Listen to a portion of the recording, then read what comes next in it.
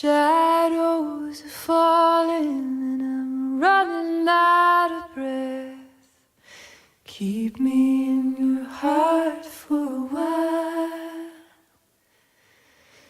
If I leave you, it doesn't mean that I love you any less. Keep me in your heart for a while. When you get up in the morning and you see that crazy sun, keep me in your heart for a while. There's a train leaving nightly cold when all is said and done. Keep me in your heart for a while. Sha-la-la-la-la-la-la-lo. Keep me in your heart for a while. Sha-la-la-la-la-la-lo. Keep me in your heart for a while. Sometimes when you're doing simple things around the house, maybe you think of me and smile. You know I'm tied to you like the buttons on your blouse. Keep me in your heart for a while. Well, hold me in your thoughts, take me to your dreams, touch me when I fall into view. When the winter comes, keep the fires lit, and I will be right next to you.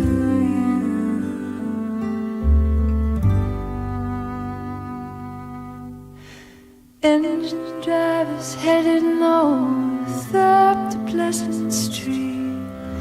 Keep me in your heart for a while.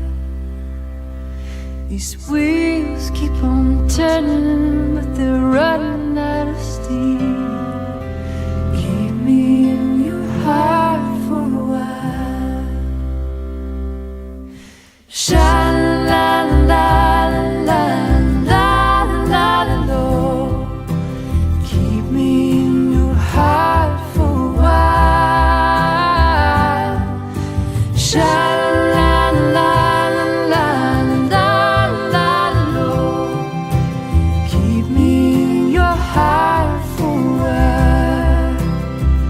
Oh, keep me in your heart for a while. Keep me in your heart for a while.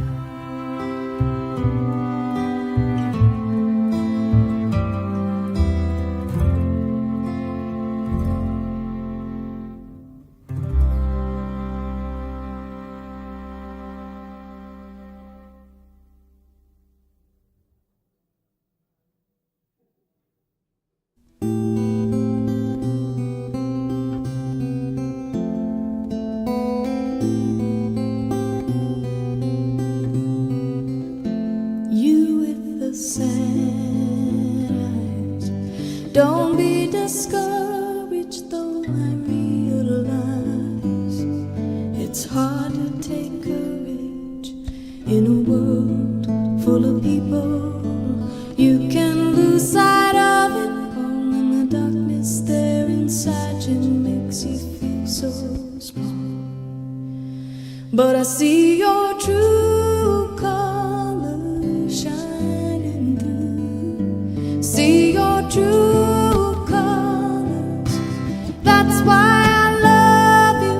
So don't be afraid to let them show your true colors. True colors are beautiful, like a rainbow.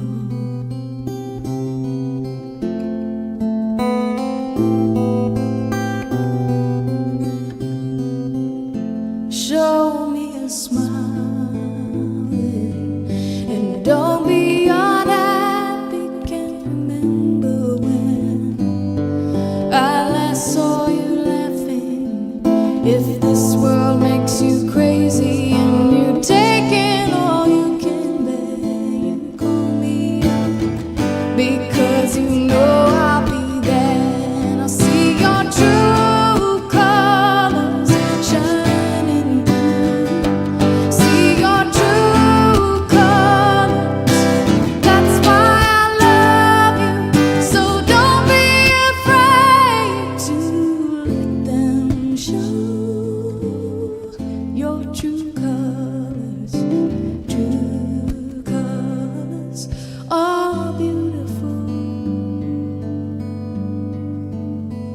like a rainbow.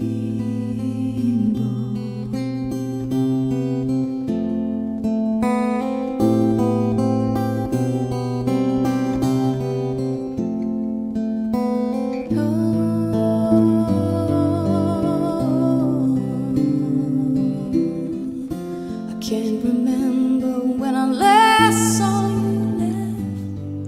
If this world makes you crazy and you've taken all you can bear, you call me up because you know I'll be there. And I see your true colors shining through. See your true colors.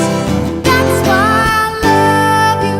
So don't be afraid to let them show your true colors. Your true colors are beautiful, like a rainbow.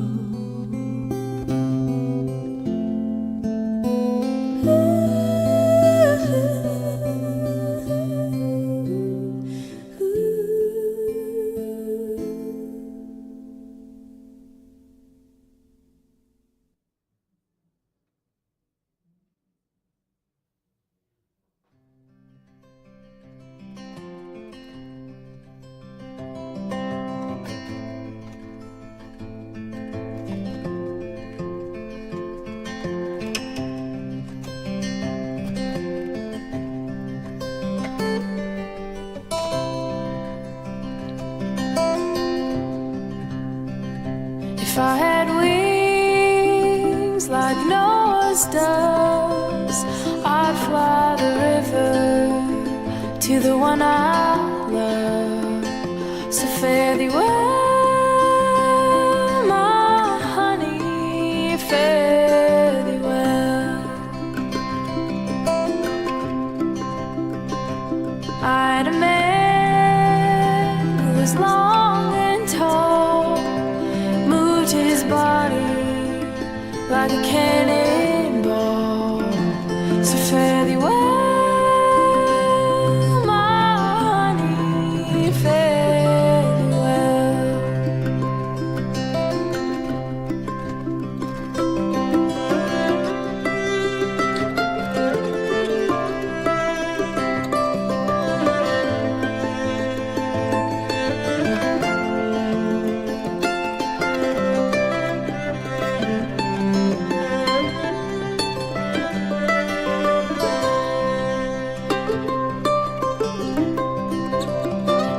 Muddy river runs muddy and wild. You can't give it bloody for my unborn child. So fare thee well, my honey, fare thee well. One of these mornings, it won't be long, you'll call my name and I'll be gone. So fare thee well, my honey, fare thee well.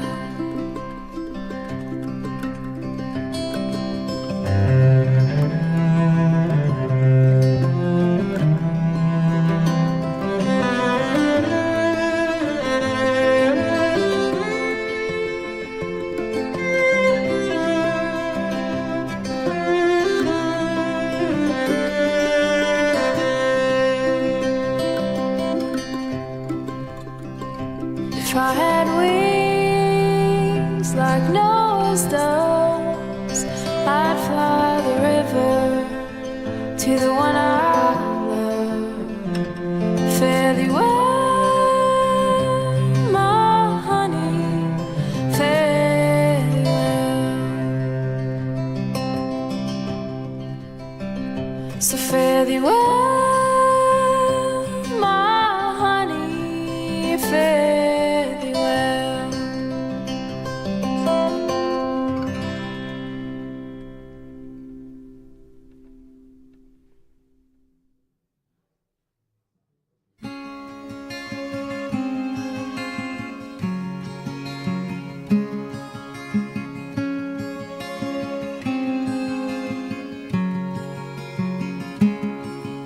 If you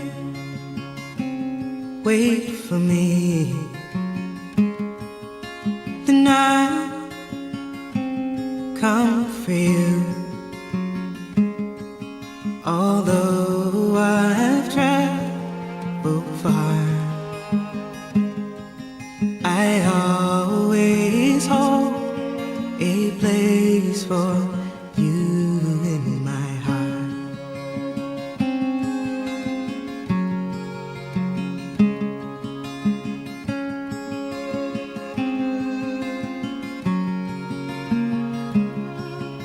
If you think of me,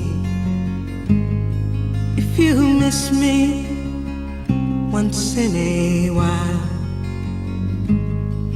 then I'll return to you. I'll return and fill that space in your heart.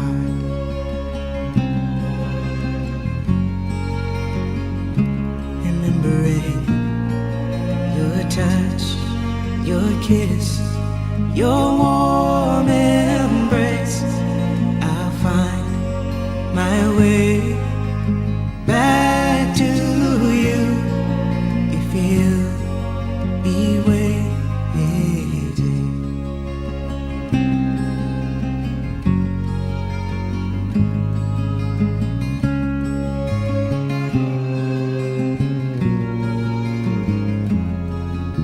If you dream of me like I dream of you, in a place that's warm and dark, in a place where I can feel the beating of your heart.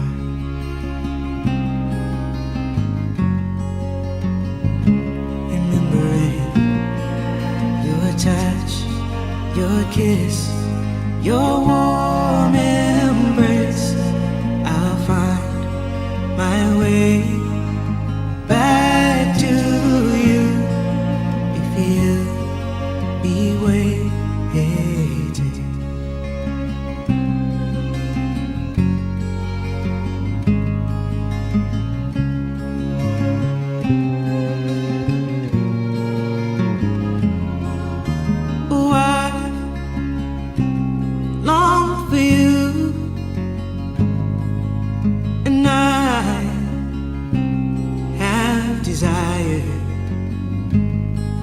To see your face, your smile, to be with you wherever you are.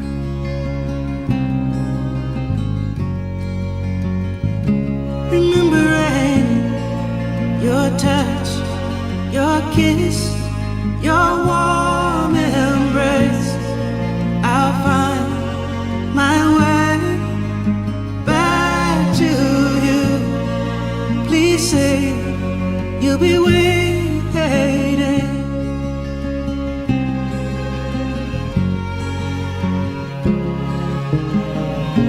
Together again, it would feel so good to be in your arms, where all my journeys end. You can make a promise, if it's one that you can keep, I've got to come for you if you wait for me.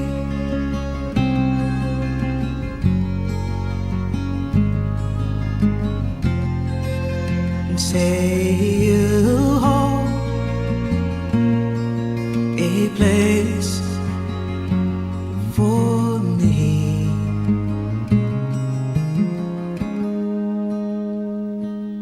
in your heart, a place for me in your heart,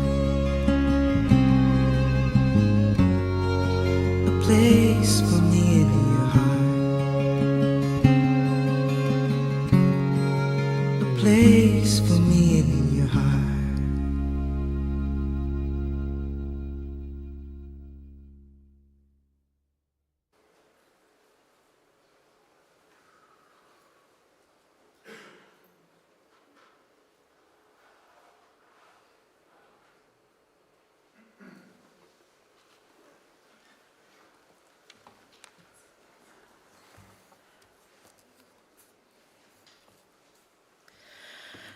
Welcome. I'm Reverend Sarah Goodman. I use she, her pronouns, and I serve the Unitarian Universalist Community Church of Glen Allen. And we are very grateful that First UU Church has allowed us to use their space. As we can see, we need every inch of it. We are gathered here this afternoon to celebrate the life of Joan Hodges, whose life was full and rich and far too short. Today, we gather as people have gathered to honor the life of a loved one. We gather to mourn together, to remember together, and share our love with those closest to her. We'll begin with a reading by Emerson, shared by Heather Stalker.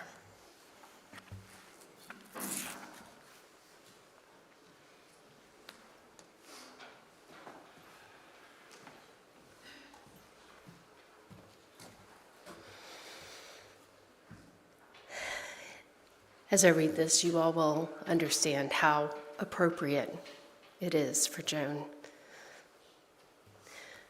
To laugh often and love much, to win and hold the respect of intelligent people and the affection of little children, to earn the approbation of honest critics and to endure without flinching the betrayal of false friends.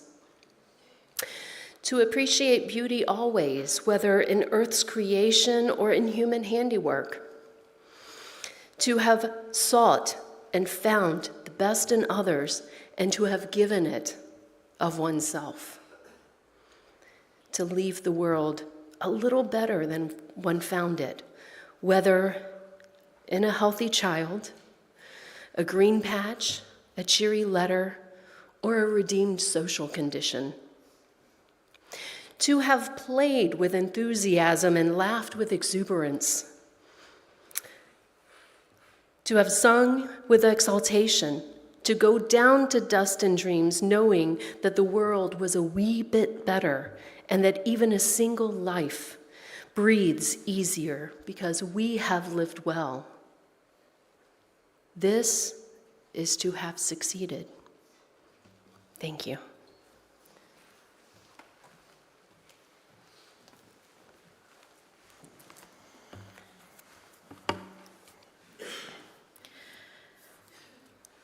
Mary will help me light the chalice. Thank you, Mary. I'm going to use these words by Greg Ward.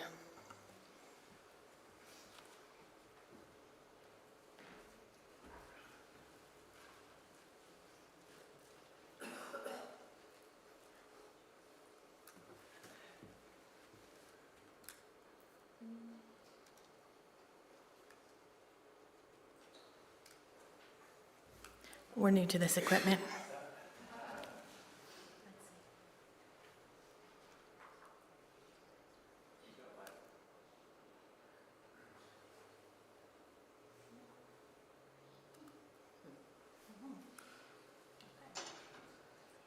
Anybody have a lighter?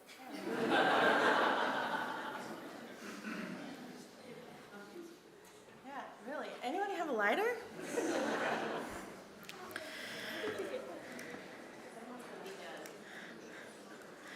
Here we come.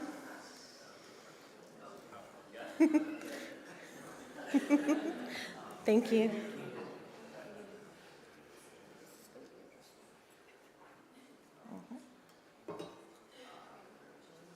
There we go.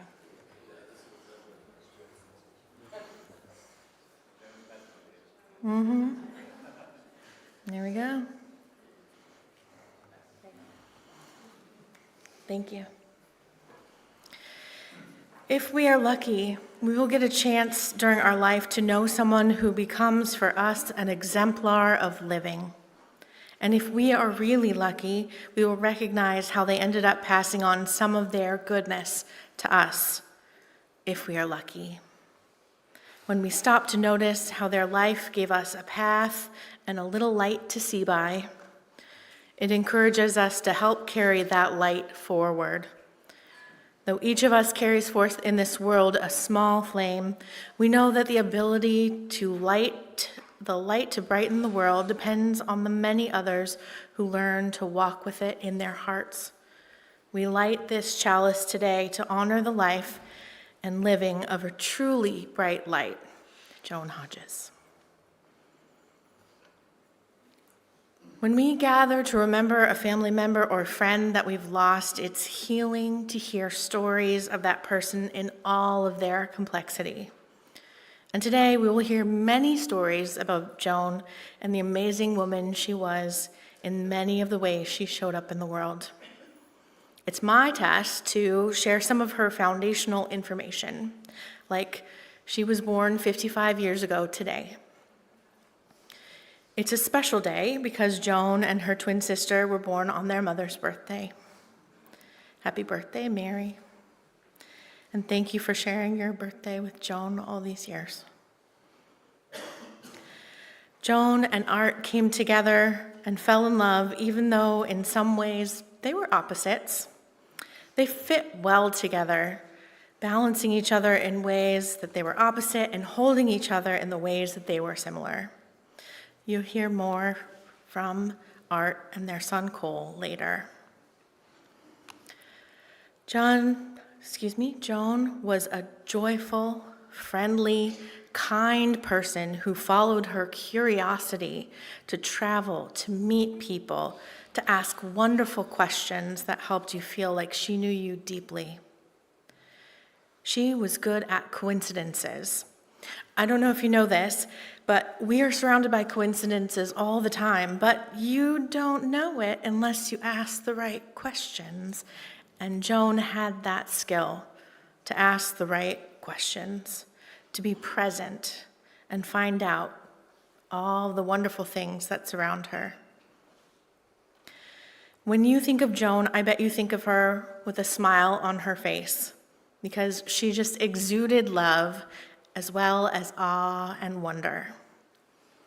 She pitched in to help when she was needed, no questions asked. She had what I might call an open door policy, happy to have folks stop by at any time. Joan was just an embodiment of joy, fearless in her pursuit of connection, humor, and compassion. She was a light in this world, and her light will be dearly, dearly missed.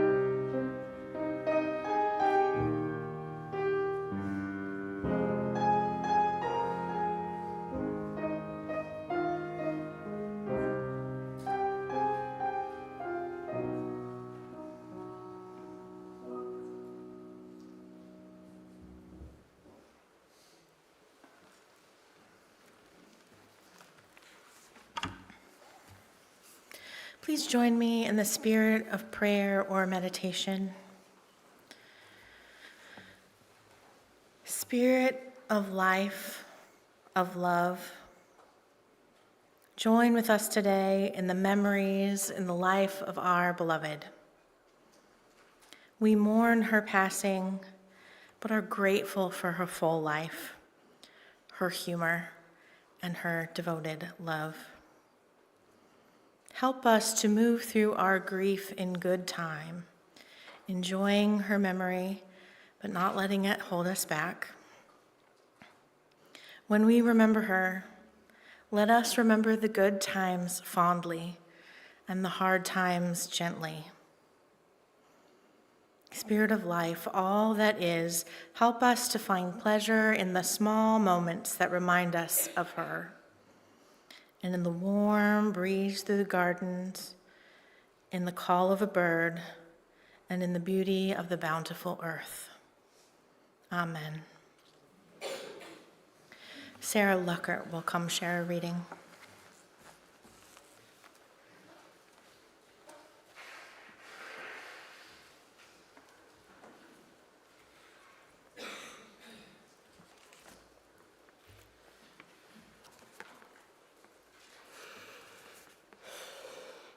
Joan is the moment you turn into the wind when walking along the waves. Mists of salty spray land everywhere, your eyes, your lips, your tongue, your nose. Sand whips into the strings of your hair, crystals cling to your scalp. You breathe in, your lungs fill, draw in oxygen, share with your blood. You exhale, releasing toxins, quickly swept away by another gust. You take another step, another. When you feel you can no longer walk into this wind, Joan is the moment you turn again and feel a constant, insistent push. Joan is the song of the cicada on a late summer dog day. Joan raises her baton, muscles ready, taut against polished tymbals. The sun rises, the baton swings down, and the symphony begins. Drums beat out half notes, then quarters, then eighths into sixteenths, bouncing against the tree trunks and dark green leaves, echoing down alleys, ricocheting from wood to brick to stone, deafening. Then sixteenths slow to eighths, fade to quarters, and sigh into halves. Joan is every beat, her song tapering, allowing brief rest before the next entrance. Joan is the cozy private bookstore you duck into to escape a sudden squall. An airy bell greets you. A coat rack invites you to shed unnecessary layers and stay a while. Shelves of stories surround you, overwhelm you, willing you to reach for them like cats pressing against the glass in a pet store. Devour one and laugh a deep, rich laugh. Bury oneself in another, curl up fists, curse and slam it shut. Pour over the next and lean against the stack, sobbing. Joan is each page, her volumes all united in theme. Live deliberately, deeply, always.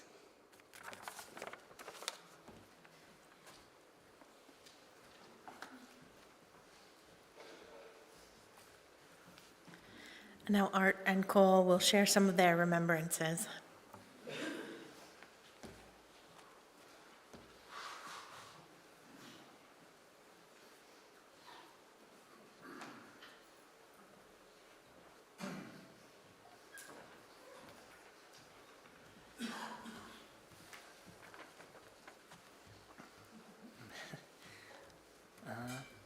How does this sound? That's good? Okay. Thank you all for coming to my mom's memorial service today, whether in person or if you're tuning into the live stream.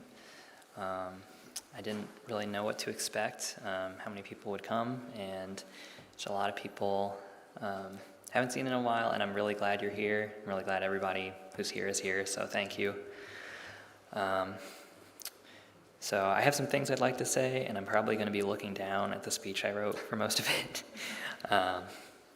So I think you will hear sentiments reiterated today about how outgoing, adventurous, kind, caring, etc. Joan was. And from having known her my whole life, I can second all those qualities. I too haven't known anyone quite like my mom.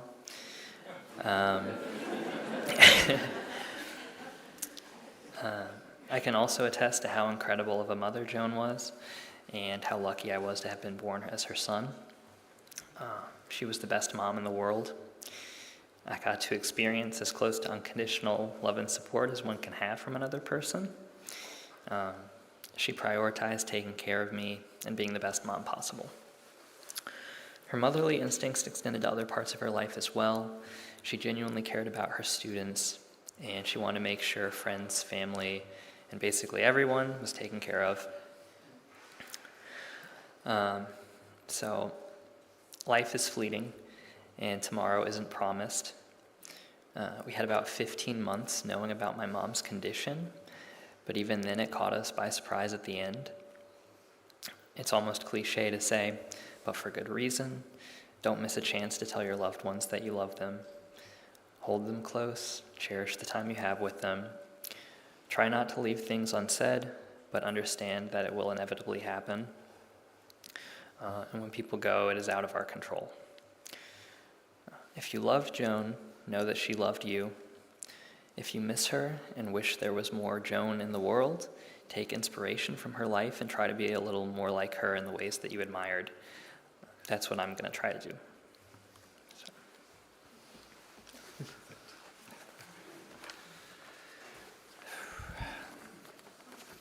I just want to acknowledge how hard this is, and hopefully you guys will bear with me if I mess it up.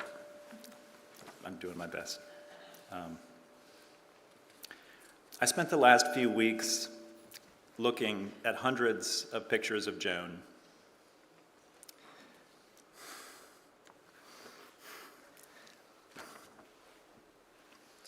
And I noticed something. In almost every picture I have of Joan, she's smiling from ear to ear.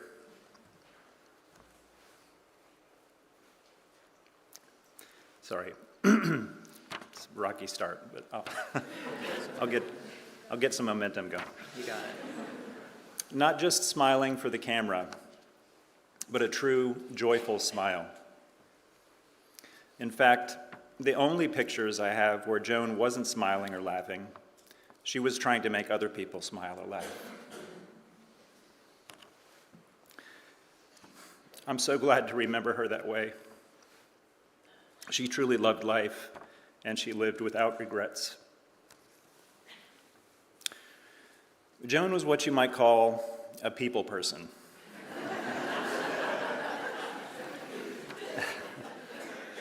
She would strike up a conversation with anyone and usually end up telling them her life story. Then they would find out that they grew up near each other, they knew some of the same people in college, were distantly related, or had some other remarkable thing in common. She loved making those connections. And it's no wonder that wherever we went in the world, Joan was likely to run into an old friend or to make a new one. It was all those friendships and connections that brought her so much joy and made both of our lives so much richer over the years. By the time she was fighting lung cancer, Joan had literally hundreds of friends and loved ones pulling for her and offering to help in any way they could. I'm so grateful for all your kindness and compassion, and I know that Joan felt the same way. Your support meant everything to her during the hardest time of her life.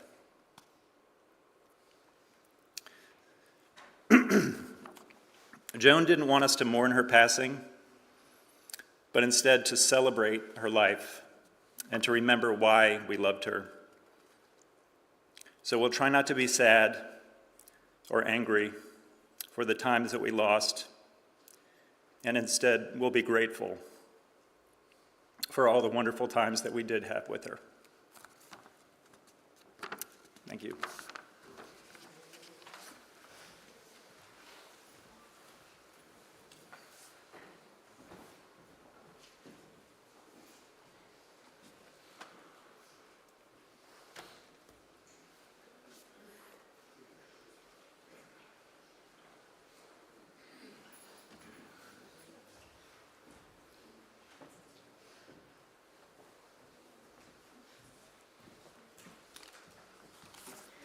Hello. I think most of you know that I'm Joan's twin sister, Joyce, and this is my son, Wade. Mom asked me to share a little information with you. At 3:31 p.m. on November 10th, 1969, a 4-pound, 13-ounce fireball came into this world. She was originally named Diane Elizabeth, but her name was changed to Joan Arlene because that was the name our father would have been given if he had been born a girl. She may have started out tiny, but she grew up to be a larger-than-life force to all that knew her and loved her. And we love you, Mom. Our Joan loved this life more than anyone I have ever known. So much so that she threatened to go to a medium in order to hack haunting us. Specifically through electricity, but now I'm thinking it's fire. This was like most of our or her childhood shenanigans. It thrilled me and terrified me in equal parts. So if anything happens with the lights today, hello, sister. Joan was one of the most fearless people I have ever known in all the best ways. She loved fearlessly, she laughed fearlessly, she gave of herself fearlessly. Her favorite word, perhaps even a mantra, was yes. In any social occasion, she was the first one to reach out with a kind word or joke. Given the choice between a laugh and vanity, she made the joke every time, even if it was at her own expense. Many of you probably do not know that as a child, I had a severe speech impediment, so much so that Joan and I were placed in the same kindergarten class so that she could translate for me. The following year, we were separated intentionally because they agreed I would never learn to talk if...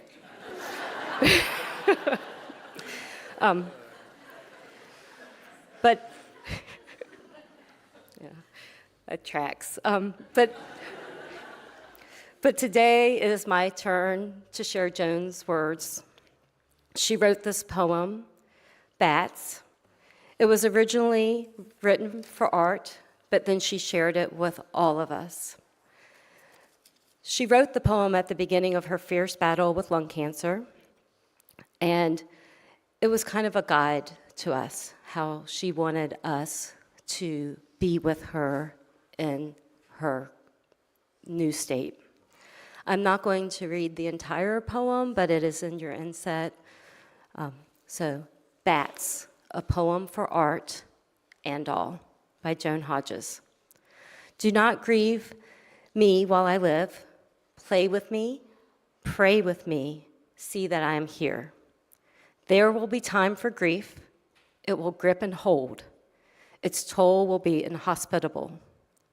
I've been on the other side. Inevitably, thoughts wander to despair. Love leads to decay.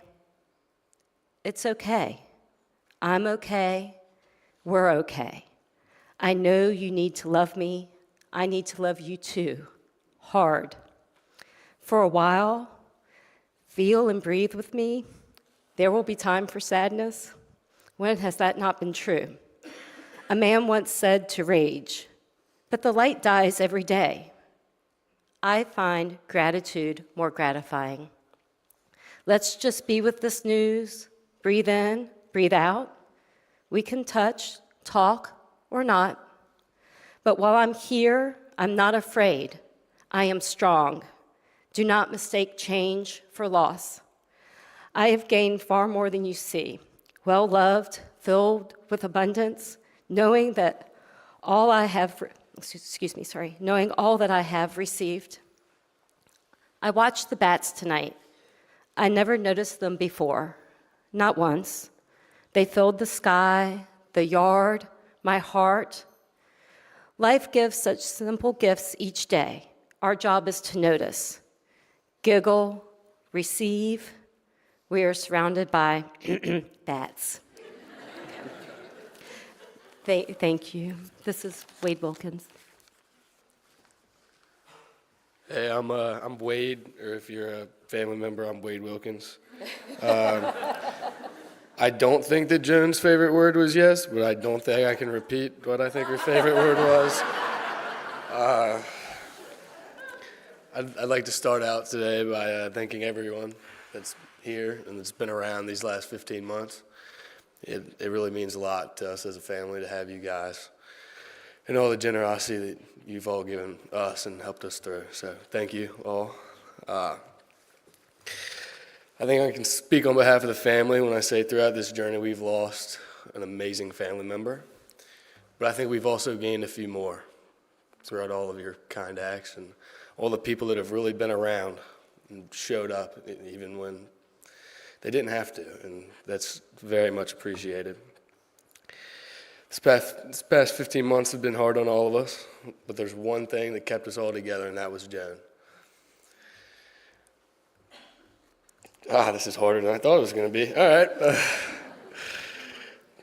Joan had a gift that not many people had, and that's why all of you are here today. Joan could talk to a wall. If y'all weren't here, she'd be talking right now. And you know that's a beautiful thing. So when we go out of here today, Joan does not want you guys to remember her in the state that she left. We're all going to take a piece of Joan today, and we're going to leave here, and we're going to think about all the good times we had. We're not going to think about the last 15 months, because that wasn't Joan. Right?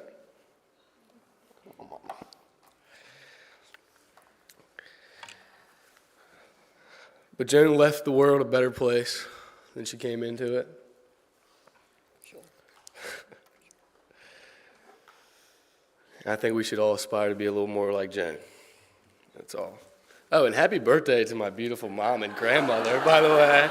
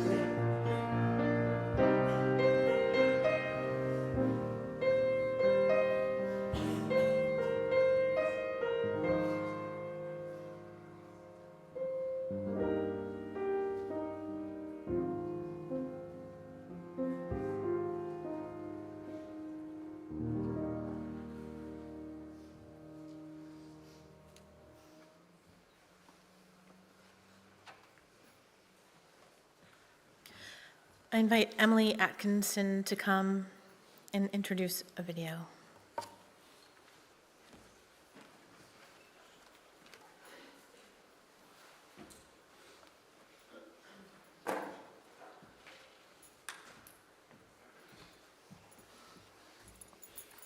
Hi, there's a lot of you in here. Most of you don't know me, but I'm Emily Atkinson, and I was asked to tell y'all a little bit about my time with Joan in Japan. I had been a teacher at Yokota Middle School for a year when Joan and Kat joined our staff. And when I first talked to them, and specifically sat with them at a faculty meeting, I knew my life in Japan had changed. These were my people. I had no idea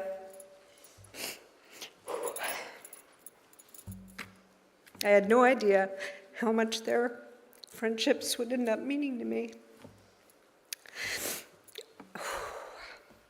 I have a lot of kind of memory snapshots of Joan, more than stories per se to share.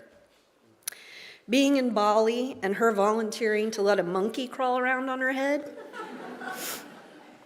The way she reacted to absolutely any baby, anywhere. Befriending stray dogs in foreign countries, which almost got her bitten. Dressing up in crazy costumes anytime she got a chance, which was shockingly often. Singing Lump at karaoke, which we did numerous times. The time we skinny dipped in the lake in Hakone. And that time on the same trip where she convinced the Japanese young people that were staying in the cabin next to us to race in the wooden barrel-like wheelbarrow luggage thingies down the hill. Very dangerous, very fun. Am I allowed to cuss here? Because the fucking cussing. It was necessary. It was spoken with conviction. The time she gave a Godzilla costume to a friend on her birthday, and the woman wore it out of the restaurant in Ginza. And as we turned the corner, 3 Japanese women saw her and yelled, "Godzilla!" and ran the other way. We were so hysterical, I'm pretty sure people wet their pants. The cookie exchanges at Christmas, the parties. The time she and Kat scared the guy I was dating away from one of my parties, I'm pretty sure that he heard them refer to him as Magic Pants. It's a story you can have to ask me later. The trips to do crazy things, like the way too long drive to go to a restaurant in Japan where they had monkeys as waiters, or to Bali to speak to Ketut, the man from Eat, Pray, Love that told us our fortunes. Or the time she probably saved my life. When I was in the hospital after an emergency appendectomy, she noticed something wasn't right, and she alerted the medical staff. Nobody else had noticed this, and something was not right. And if she hadn't told them, I don't know that I would be here today. And after that, I stayed with her and Art and Cole until I was good enough to go home. We saw each other after Japan, too, in Utah, in California, where we had magic brownies on the beach and then went on a Segway tour.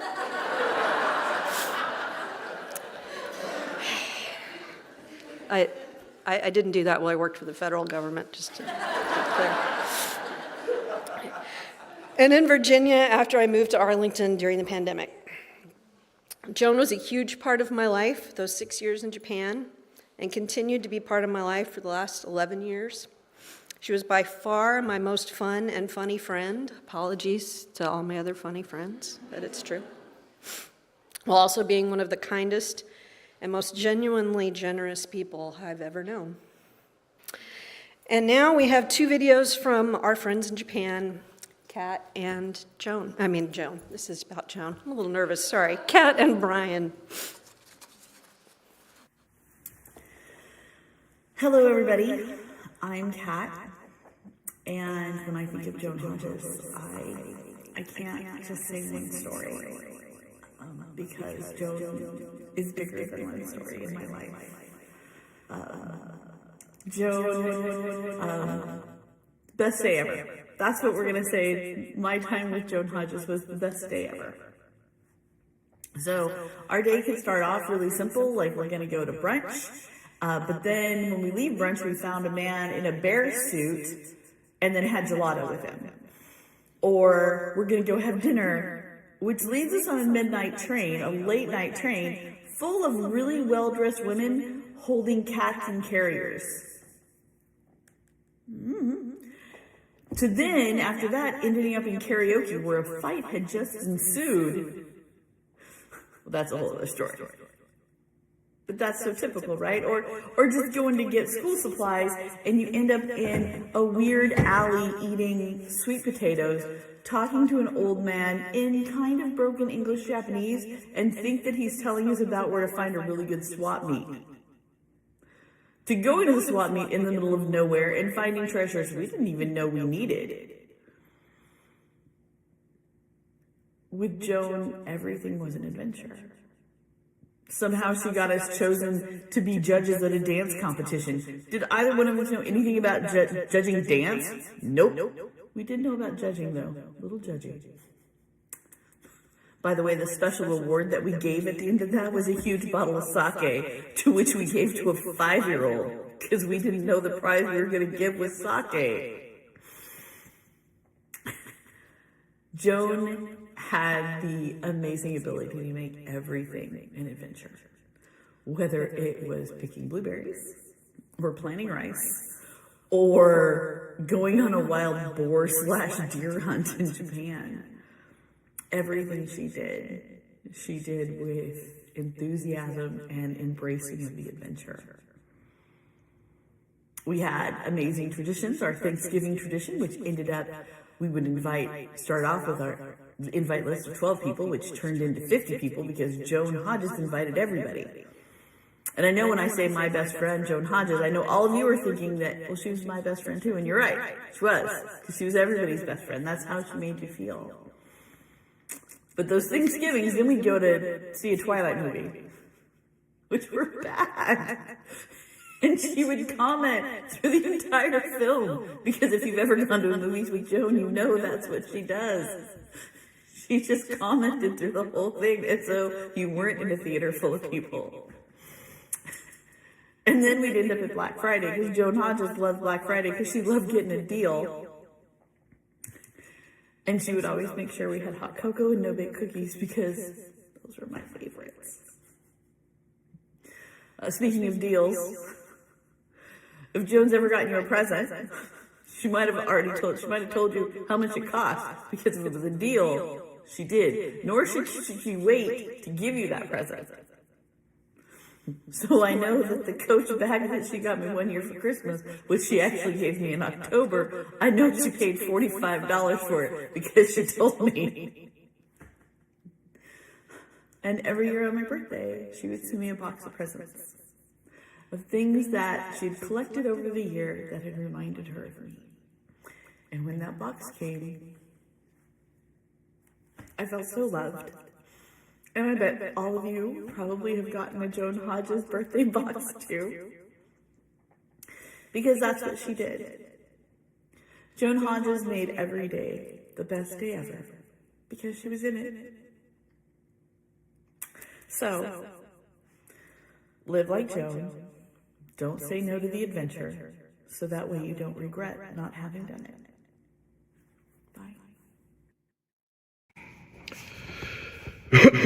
When I was asked to do this video, my first thought was how honored I was to be considered for this opportunity to share a moment of Joan. The second part is I know exactly what story I was going to tell. It's when Joan and I really became friends. When Joan first moved to Japan, she befriended a person in our school that most would say was a bad person, not a nice person.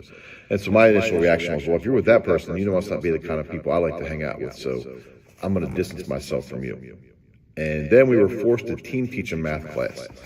And one day, the class was split in half by lunch. When the kids came back from lunch, I had put a fart machine that I have in somebody's backpack and pushed a button and it makes a fart noise. And I would do it from time to time. It's fun. The kids love it.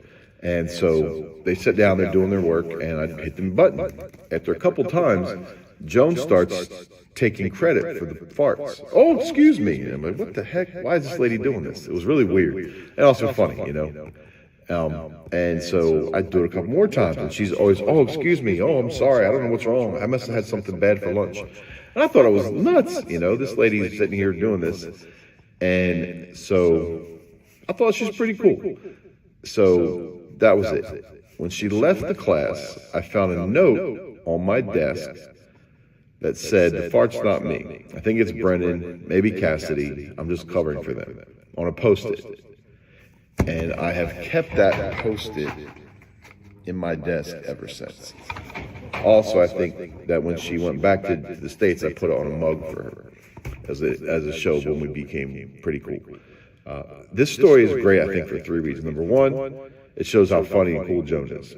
Number two, it shows that she was able to, at her own expense, protect the child. You know, everybody thinks she's this gassy lady now farting all over the place, but she was taking care of a kid. And the third one is that it shows Joan, her true spirit and kindness.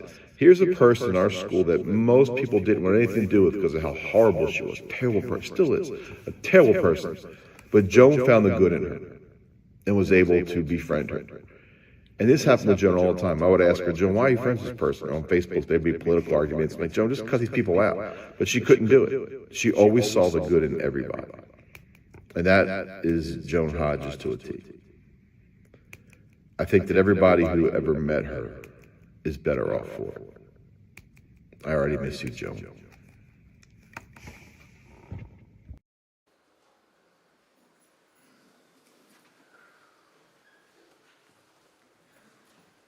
Our next speaker is Lauren Baird.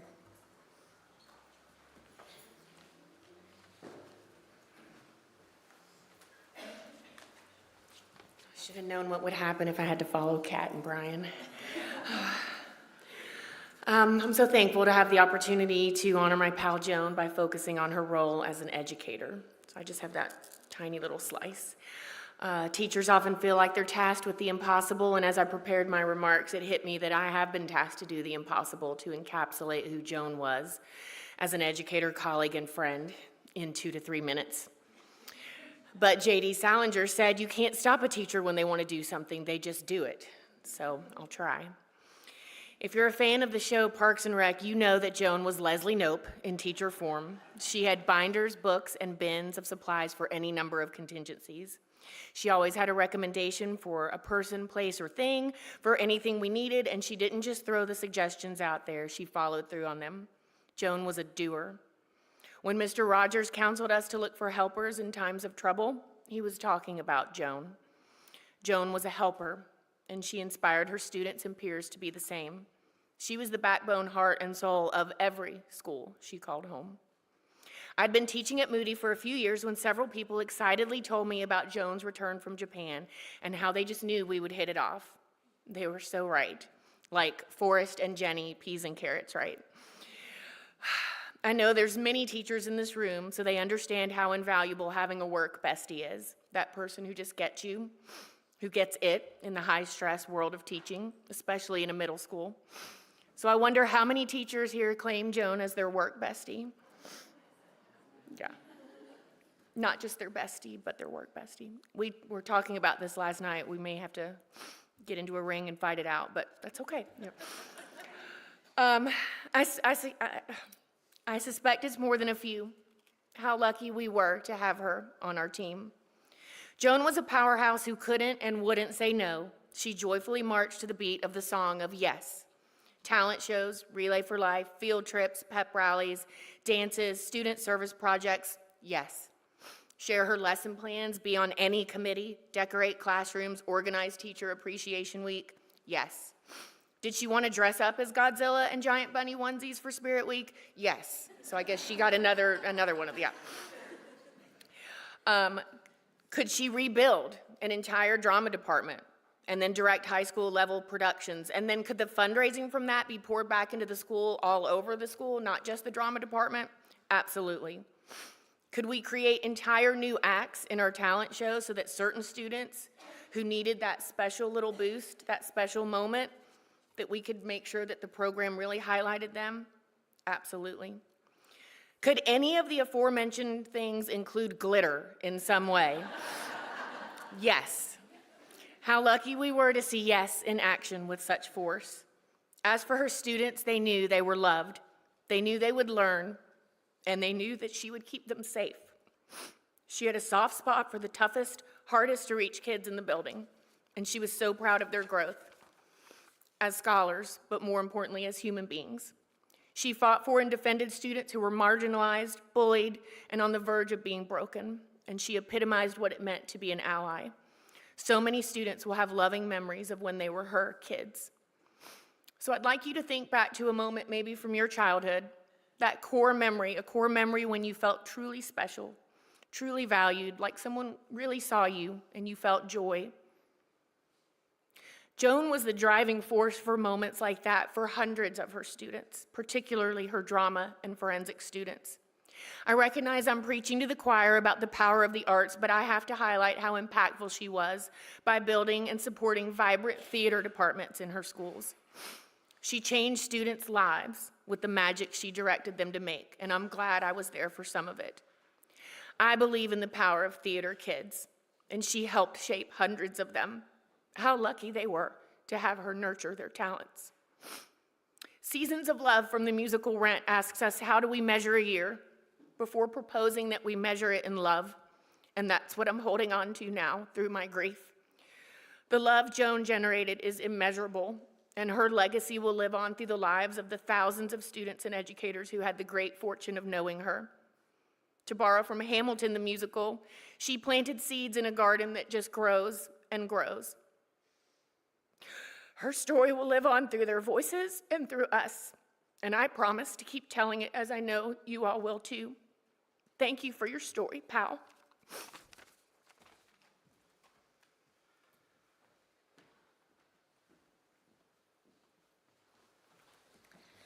And now we'll hear from Ashley and Erica.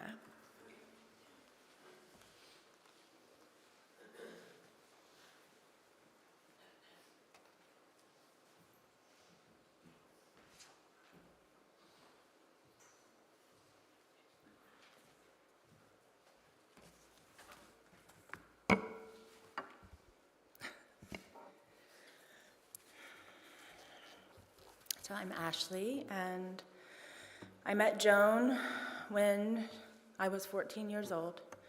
She was 16. My brother invited her to his senior prom in 1986.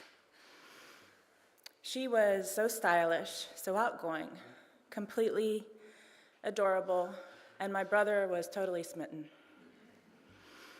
It seemed like that summer Joan, my brother, her brother, and I hung out nonstop. Many girlfriends would have been annoyed to have their boyfriend's little sister along on dates and to have their little brother on dates. But if she felt that way, she never showed it. The summer was full of laughs and adventures. We had our whole lives ahead of us. And though not without teenage angst, our lives were at the same time more carefree than they'd ever be again. I don't really believe there's thousands of possibilities. I believe there's the thing that happened. That was always going to happen. What would my life be like if? There is no if, there's just what happened. A little over a year later, we lost my brother, and like so many, Joan, his first real girlfriend, was utterly devastated. With him went some gigantic part of our childhood and our innocence. At the same time, as loss can do, somehow it seemed like life became more precious for all of us.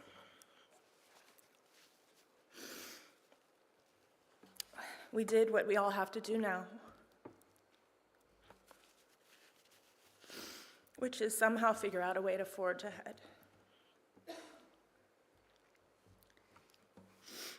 Joan and I stayed in touch, and a few years later found ourselves attending VCU at the same time. She in graduate school and me in undergraduate. It was around this time we met Erica, also known as America. That's what her name is when you're in a bar, when you meet her and she yells, "I'm Erica!"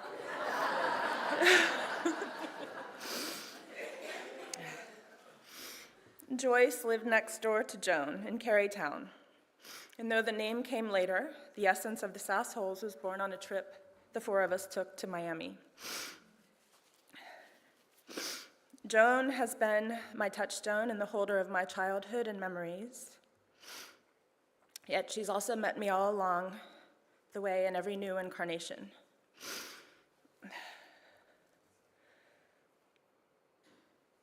Prior to Joan giving birth to her son, Cole, she modeled from my life drawing class, 8 months pregnant.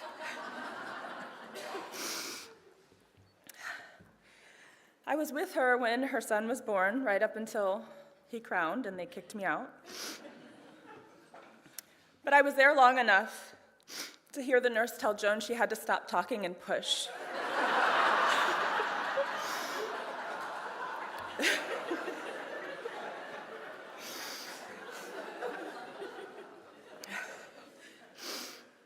Joan came to see me when I moved to San Francisco, and years later she flew from Japan for my wedding. She swoops in again when the marriage fell apart. She came to my yoga classes and talked the entire way through. Anytime I was on the East Coast, she made space to see me, often picking me up at all hours of the night at the airport. In May, we took Joan on a personal retreat to see the manatees in Florida. On oxygen, rigged on a paddleboard so that her oxygen would stay dry, she told everyone on the river,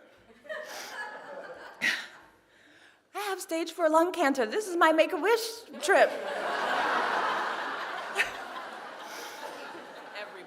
Everybody.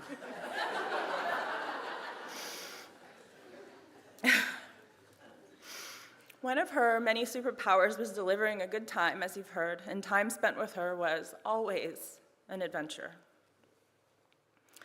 Wickedly intelligent, hilarious, fearless, fiery when necessary, sometimes when not necessary,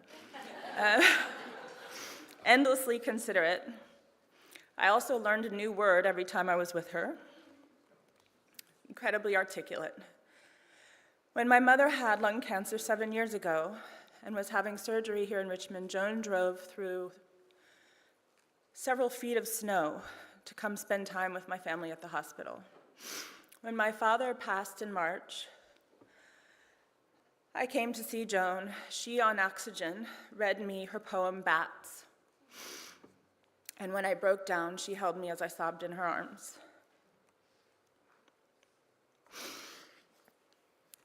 For her, for my dad, for the overwhelming bittersweetness of life. Later, she supported me as I tried to deliver a poem at my father's wake, overcome with emotions I couldn't finish, so she finished it for me. There are thousands of stories I'm never going to tell because I promised her I wouldn't. And thousands more that I'll tell over and over until the breath and life leave my body too. Standing here today, I cannot imagine what my life, what our lives will be like without her. I do know that mine has had so much more laughter, adventure, shenanigans, and love than it ever would have without her. I don't really believe there's thousands of possibilities. I believe there's the thing that happened. The holder of my memories, my childhood, my secrets, my champion, my co-conspirator, my editor, my confidant, my dear friend Joan died, but before that, she really, really lived.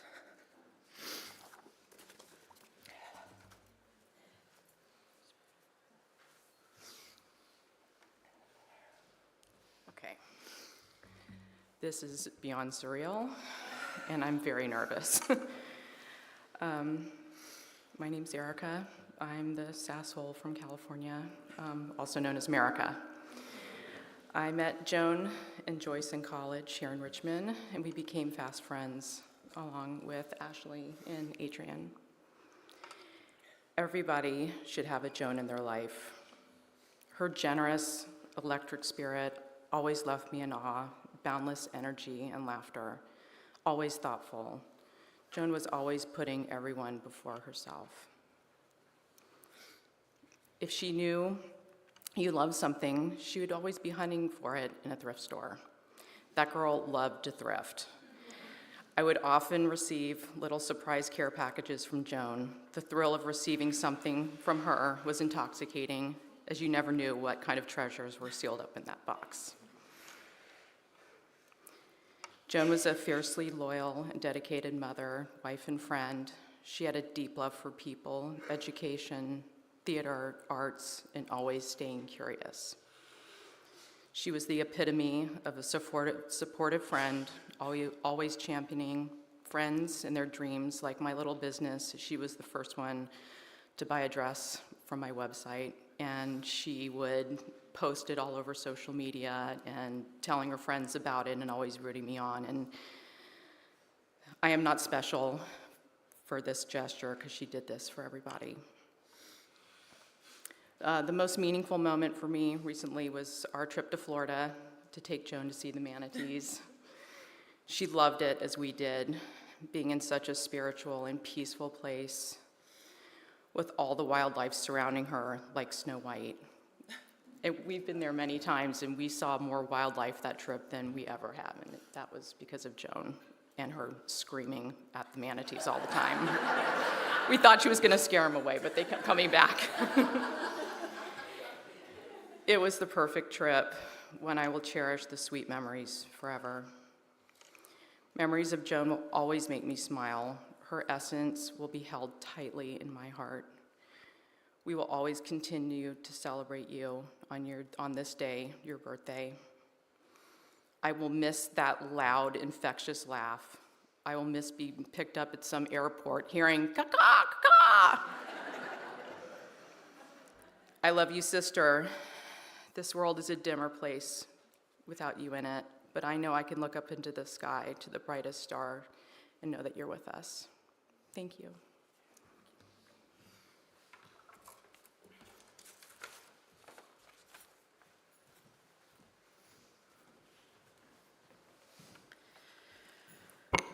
We'll close our time with a reading that you will do with me. So everyone get out your order of service.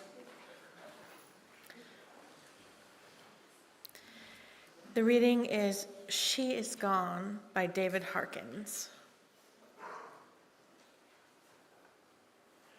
You can shed tears that she is gone, or you can smile because she has lived. You can close your eyes and pray that she will come back, or you can open your eyes and see that she has left. Your heart can be empty because you can't see her, or you can be full of the love that you shared. You can turn your back on tomorrow and live yesterday, or you can be happy for tomorrow because of yesterday. You can remember her and only that she is gone, or you can cherish her memory and let it live on. You can cry and close your mind, be empty and turn your back, or you can do what she would want. Smile, open your eyes, love, and go on. Thank you for coming today. I invite you to go down the end of the hall for reception once we are done. Thank you.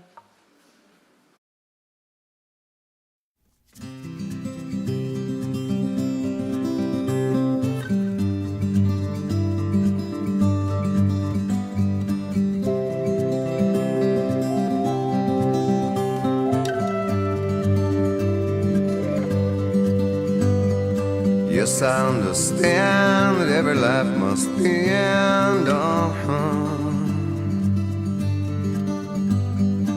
As we sit alone, I know someday we must go on. Oh, I'm a lucky man to count on both hands the ones I love. Some folks just have one, yeah, others they got none.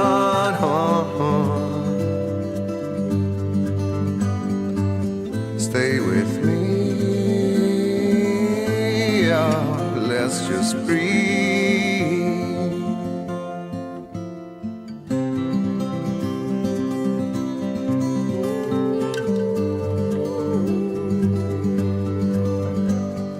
Practiced on my sins, never gonna let me win.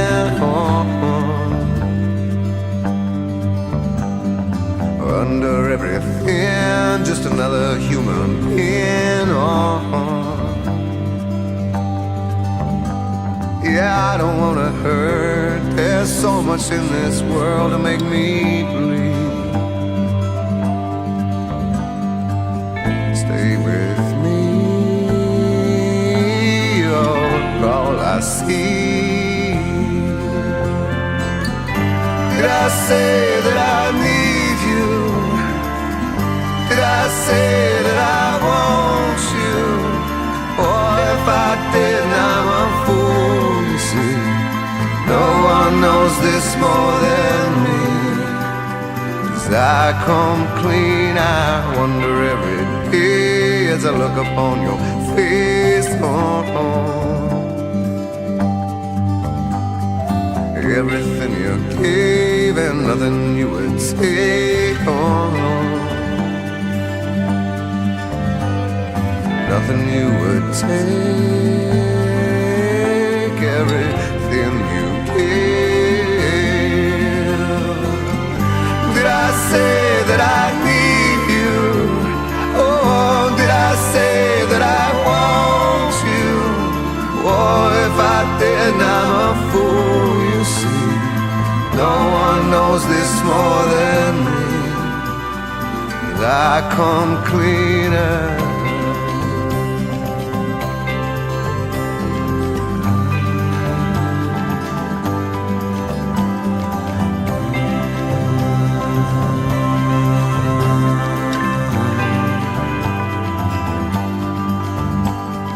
Nothing you would take.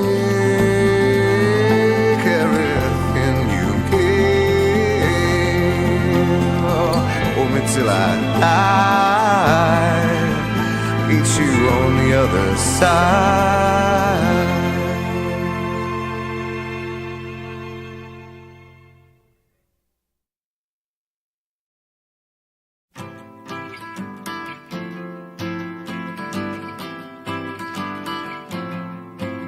Well, if you want to sing out, sing out.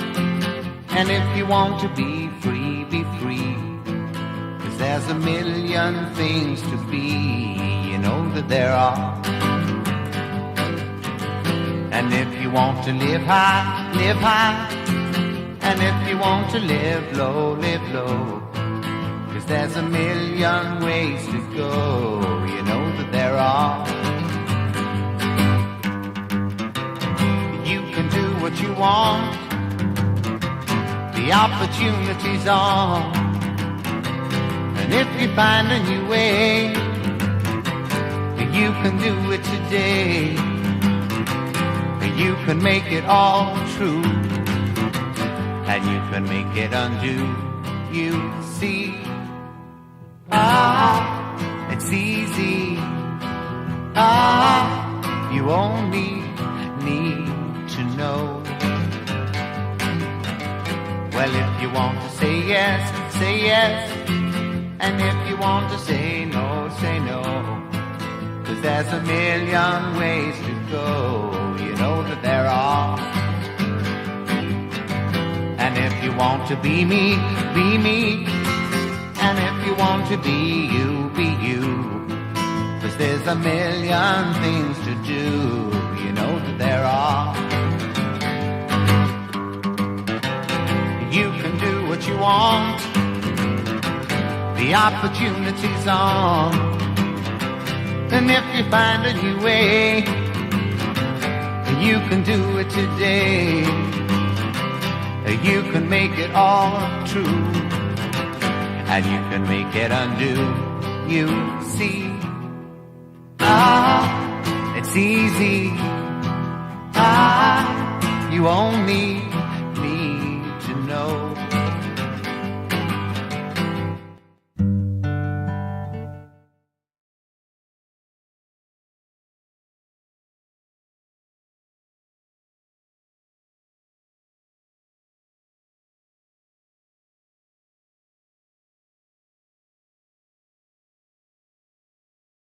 Thank you.